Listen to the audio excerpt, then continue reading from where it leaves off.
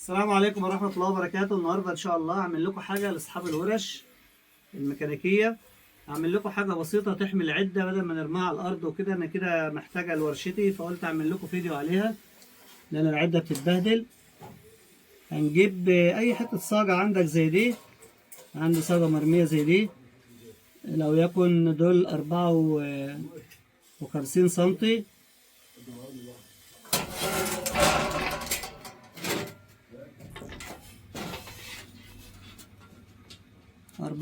سنتي. هنسيب قيمة الزاوية هنا، الزاوية ديتي 4 سنتي يبقى 58.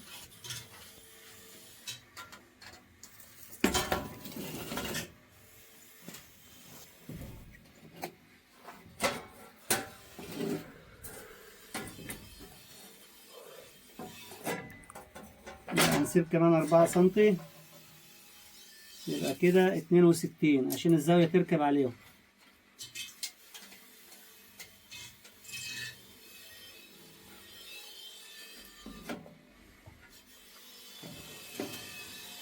هنقطع حتتين 62 سنتي.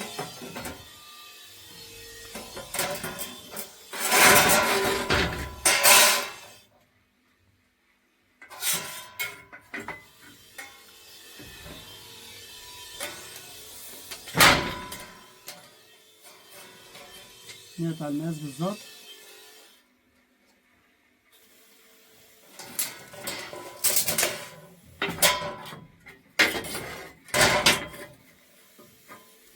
طبعا انت هتعمل حسب الصاجة اللي قدامك.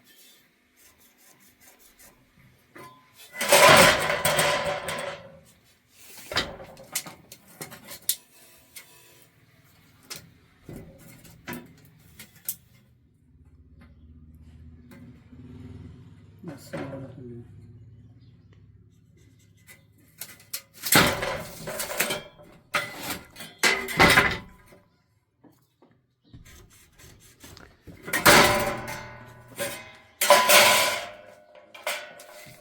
نقطع طبعا حتتين منها.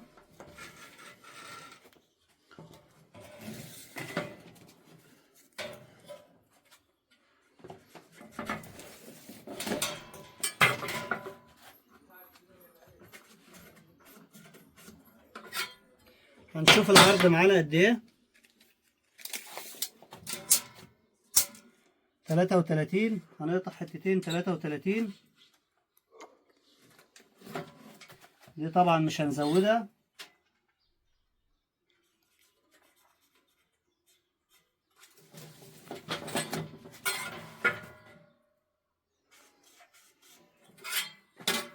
الزاوية اللي عندك دي كده.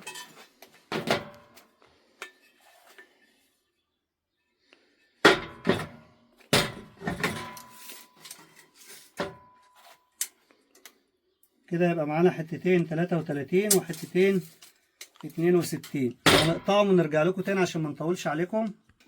خلاص احنا قصينا الاربع حديدات اهم.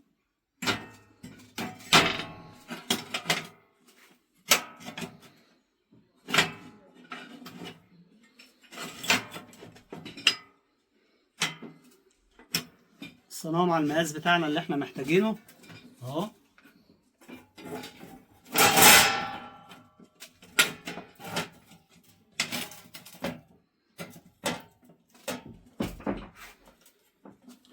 هنلحم بقى الزاوية دي من هنا. هنلحم الزاوية من بره وهنلحم الصاجة فيهم او نثبتها بمسامير عادي اي حاجة زي ما تحب. وهنركب بقى الاربع عجلات. الاربع عجلات هنركبهم تحت هنا. 4 عجلات على اساس ايه؟ نسحبها قدامنا في الشغل رايحة جاية، بدل ما تقعد تشيلها تسحبها معاك. طب عشان ما نطولش عليكم برضه هنلحم الزاوية دي، الاربع زوايات دول، وهنثبت دي ونثبت لكم العجل ونرجع لكم تاني نوريكم الايه الشكل النهائي بتاعها. بس احنا ثبتنا الحاجه اهي، عملنا لها العجل ولحمنا الزاوي وثبتنا الصاجه تحت وعملنا حته حديده هنا كده زي ما انتم شايفين، حته سلاسل كده وعملناها عشان نركب فيها اللقم ما تاخدش معانا مساحه كبيره. لقمه الالومنيوم نعمل طقم اللقم كده.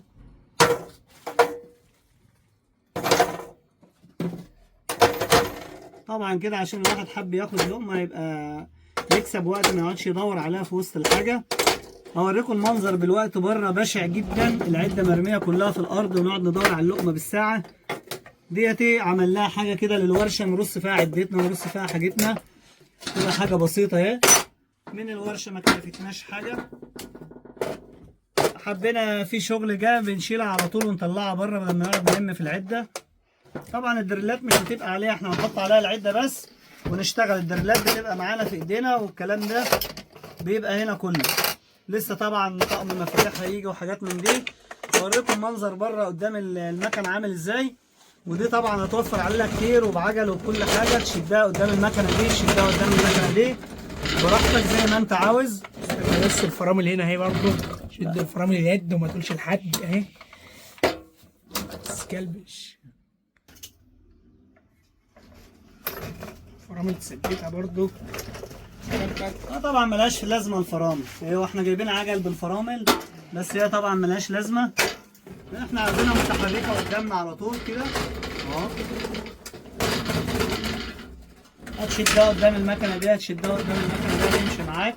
لا مقابض بتشيل منها اهي. هنجيب لها حاجه نعملها فيها هنا برضه حديده كده تشدها وراك بدل ما تشيلها او توطي وانت ماشي، هتشدها وانت ماشي كده تمشي وراك اهي. العجل بيلف زي ما انت عاوز في اي اتجاه، تلفها يمين تلفها شمال اهو. فكره بسيطه خالص وهتلم لك العده وهتحافظ لك على العده بدل ما تضيع في الخرده وهنا وهنا اهو.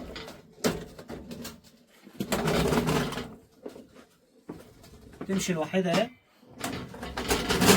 حسب اتجاه الميلان. هنطلع نوري لكم المنظر بره قدام التكاتك شكله ايه دلوقتي، هتعرفوا ان دي لها لازمه جامد. في ناس كتير هيقولوا ملهاش اي لازمه، لا هوري لكم العده مرميه ازاي قدام المكن بره.